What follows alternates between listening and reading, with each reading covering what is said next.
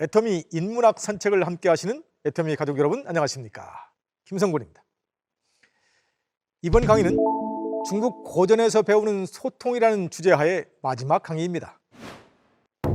이번 강의의 주인공은 양귀비라는 미녀 때문에 더욱 유명한 당현종 이융기입니다. 당나라 최고의 황금기를 이끈 명군이었지만 동시에 국정을 방치해서 알록산의 난이라는 미중의 재앙을 백성에게 안겨준 혼군이기도 했습니다. 명군에서 혼군으로 가는 그의 길을 따라가다 보면 역시 소통의 교훈이 크게 다가옵니다. 당현종 이융기는 명군과 혼군에 상반된 역사적 평가를 받는 인물입니다. 사람들은 그가 미인 양귀비 치마폭에 빠져서 나라를 잊고 백성을 잊어 당나라를 기울게 만든 어리석은 군주로 평가하는 경우가 많습니다. 하지만 그가 일군 개원 성세 30년은 당나라의 극성기요 황금기였습니다. 이 시절 현종은 정무에 근실하고 도량이 넓은 명군이었습니다. 이 명군 시절의 현종에게는 함께 국사를 논의하는 소승과 한유라는 두 명의 재상이 있었습니다. 그런데 이 두 재상의 업무 스타일은 사뭇 달랐습니다. 소승은 황제가 하자는 대로 하는 전형적인 예스맨이었습니다. 황제의 의견을 교정하거나 다른 의견을 제시하는 적이 없었습니다. 항상 자신의 얘기가 옳다며 맞장구 쳐주는 소승과 함께 국사를 논의할 때면 현종은 늘 즐거워했습니다. 그런데 다른 재상 한유는 전혀 달랐습니다. 그는 늘 황제와 맞서서 다른 의견을 제시하고 황제가 하려는 일마다 어김없이 제동을 걸었습니다.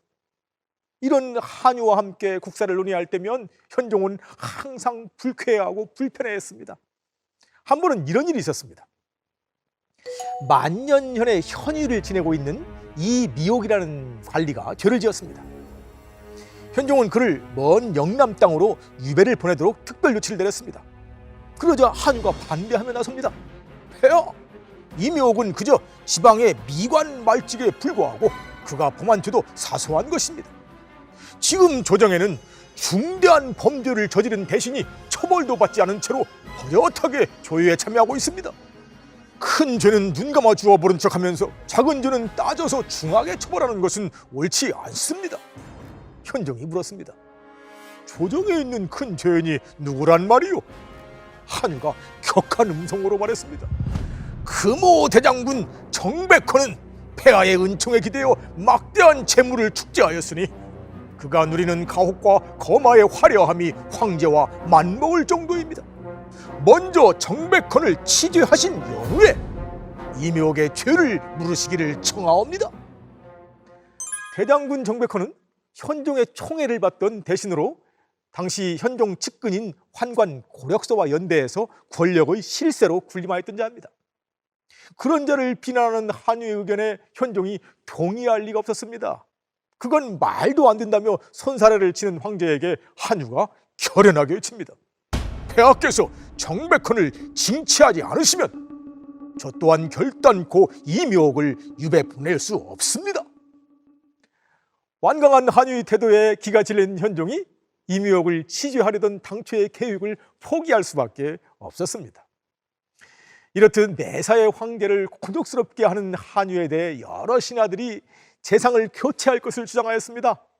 그런데 현종은 이렇게 말을 합니다. 항상 내 말이 옳다고 인정해주는 소승과 하루 종일 국사를 논의한 연후에 표청에서 내전에서 쉴 때가 되면 이상하게도 나는 불안해지기 시작한다. 소승은 내 말이 항상 맞다고 하는데 이렇게 넓은 처나 수많은 사람들의 각각 다른 입장이 있을 터인데 어떻게 내 말이 항상 한결같이 옳을 수 있단 말이냐. 소승은 무언가를 놓치고 있는 것은 아닌지 아니면 나를 속이고 있는 것은 아닌지 나는 불안해서 잠도 제대로 자지 못한다. 하지만 한유와 함께 국사를 논의한 날은 다르다. 그의 거칠고 신랄한 언사는 나를 불편하게 하고 불쾌하게 만들지만 그렇게 일을 마치고 돌아온 날에는 나는 아주 편하게 잠들 수 있다. 어느 날 현종이 궁중 화원에서 잔치를 열었습니다. 모처럼 만에 갖는 잔치자리여서 현종은 마음껏 먹고 마시며 춤을 추고 노래를 불렀습니다. 그런데 한참 잔치를 즐기던 현종이 갑자기 어두운 얼굴빛이 되어서 옆에 있는 신하에게 조용히 묻습니다. 우리가 이렇게 잔치를 즐기고 있는 것을 세상 한유가 아는가? 한유가 어지간히 두려웠던 모양입니다. 공교롭게도 이 질문이 떨어지기가 무섭게 한유로부터 상소문이 도착했습니다. 결국 올 것이 오고야 말았구나 생각하면서 현종이 상소문을 펼쳤습니다. 과연 예상했던 대로 상소문은 황제의 일락을 비난하는 온갖 언사로 가득 차 있습니다. 지금 백성은 고통 속에서 신음하고 있는데 백성의 어버이를 자처한 황제로서 노래가 나옵니까? 춤이 추어지십니까? 기분이 상한 현종이 즉시로 잔치를 파하고 퇴청해서 내전으로 돌아왔습니다. 내전에 있는 커다란 거울 앞에 서서 분을 사귀고 있는데 현종이 갑자기 큰 소리로 외칩니다. 저 거울 속에 있는 파리한 사내가 누구냐? 저 수척한 얼굴이 설마 내 얼굴이란 말이냐? 내 복스러운 얼굴은 어디 가고 저 깡마른 얼굴의 사내가 흉물스럽게 서 있단 말이냐? 그러더니 갑자기 한숨을 내쉬면서 말합니다. 이게 모두 이 한유 이놈 때문이다. 나를 이토록 괴롭히니 내가 어찌 살이 뛸 수 있겠는가? 황제 주변에 있던 신하들이 득달같이 한유를 성토하기 시작합니다. 폐하, 한유가 재상이 된 이래로 폐하께서는 하루도 제대로 쉬실 날이 없었습니다. 그의 거듭된 요청으로 쉬지 못해 수척해지신 폐하의 용환을 보십시오. 그를 당장 파직하시기를 청하옵니다. 그러자 현종이 씁쓸하게 웃으면서 말합니다. 맞다. 난 이 한유의 끈모를 요청으로 지쳐서 이렇게 수척하게 되었다. 걸핏하면 여러 신하와 함께 논의해서 결정한 정책을 들고 와서 문제가 있다며 내게 들이밀지 않는가? 그런데 자세히 들여다보면 과연 그의 말대로 문제가 없지 않으니 나는 다시 그 문제를 해결하기 위해서 고민하고 고심하면서 몇 날 밤을 보내게 된다. 어찌 내 얼굴이 수척해지지 않을 수 있겠는가? 하지만 이렇게 다듬어 만든 좋은 정책이 천하 백성에게 쓰이니 나 임금은 비록 수척해졌어도 천하 백성은 살찌게 된 것이 아니냐? 임금이 존재하는 이유는 백성을 살찌게 하려는 것. 그렇다면 나로 하여금 임금 노릇 제대로 하게 만든 자가 누구냐? 바로 한유가 아니냐? 내가 어찌 한유를 버리랴? 그를 더욱 중용할 것이다. 이 이야기에서 비롯된 성어가 임금이 마르면 나라는 살찐다. 군수 국비입니다. 나라 국자 대신에 천하를 써서 군수 천하비로 쓰기도 합니다. 임금이 수척할 정도로 고심하고 고민하면서 자신의 뜻과 다른 신하들의 의견을 받아들여 존중할 때 필경 좋은 정책이 만들어지고 그로 인해서 천하가 잘 다스려진다는 말입니다. 이 말을 거꾸로 뒤집어서 군비국수라는 말도 가능할 겁니다. 임금이 뚱뚱해지면 나라 백성은 수척이 된다. 임금이 자신의 뜻과는 다른 신하들의 의견에 대해서 일고의 가치도 없는 것으로 여기고 버리게 되면 고민할 일도 고심할 일도 없어서 살찌게 됩니다. 그럼 어떻게 됩니까? 대신 다듬어지지 않은 엉터리 정책이 백성들의 삶을 피폐하게 만들지 않겠습니까? 나의 생각과 다른 남의 이야기를 받아들이는 것은 결코 쉽지 않습니다. 특히 자신의 지위가 상대보다 월등히 높은 상황이라면 더욱 어렵죠. 하지만 역사 속에 등장하는 명군들, 훌륭한 리더들은 한결같이 자신과 다른 의견을 받아들이기 위해서 수척해질 정도로 고심했던 사람들이었습니다.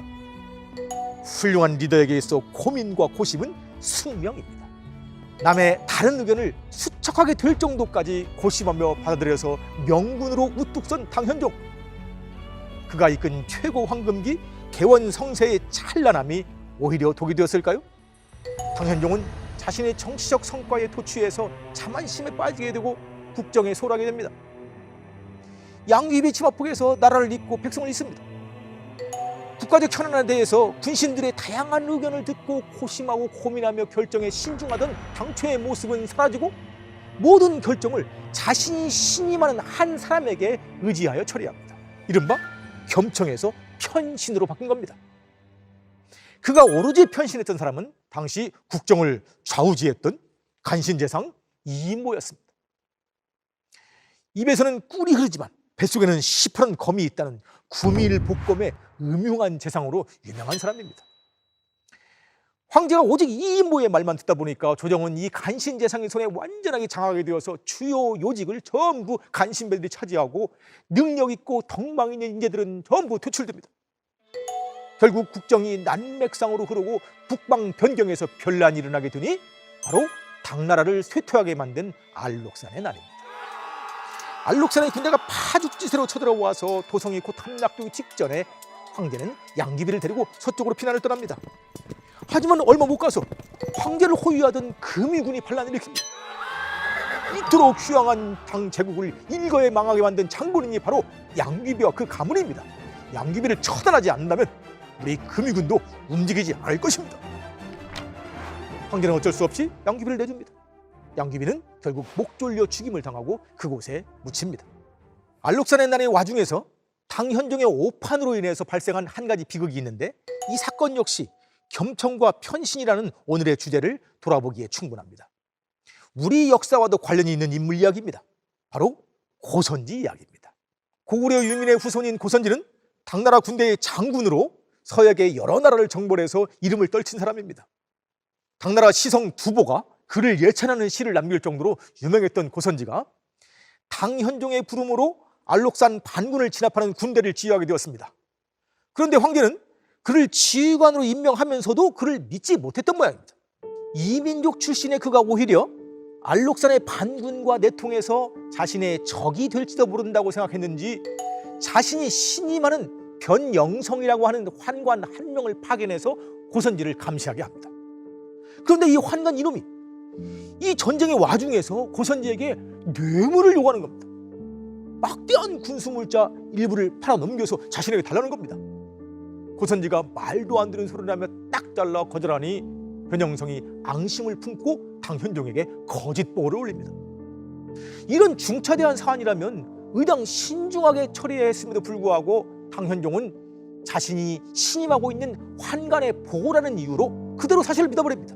다른 일을 시켜서 재조사 한다거나 최소한 고선지 본인의 해명이라도 들어야 할 터인데 이런 일체의 과정도 없이 바로 결론을 내립니다.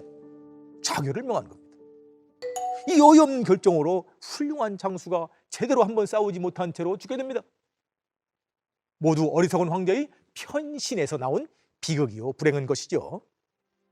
겸청 리더십으로 일군 당나라 최고의 황금기를 편신 리더십으로 다 잃어버린 혼군 당현종. 당나라는 다시는 국세를 다시 떨치지 못하고 거듭 쇠퇴와 쇠망의 길을 갑니다. 지금까지 중국 고전에서 배우는 소통의 리더십이란 주제로 총 4회에 걸쳐 강의를 진행했습니다. 치수 전문가 곤과 우가 보여준 도법과 소법의 성공과 실패 이야기, 초안전쟁의 두 영웅 항우와 유방이 들려주는 독단독행과 군책 군력의 리더십, 당태종과 현신 위증의 각축 속에서 찾아간 명군의 길, 겸청즉 명, 명군에서 혼군으로 몰락해간 당현종의 역사, 편신즉 혼, 모두 소통의 교훈을 되새기게 합니다. 애터미 가족 여러분, 조직을 이끄는 리더 역할을 맡고 계십니까? 조직을 살찌우고 구성원들의 존경을 받는 훌륭한 리더가 되고 싶습니까?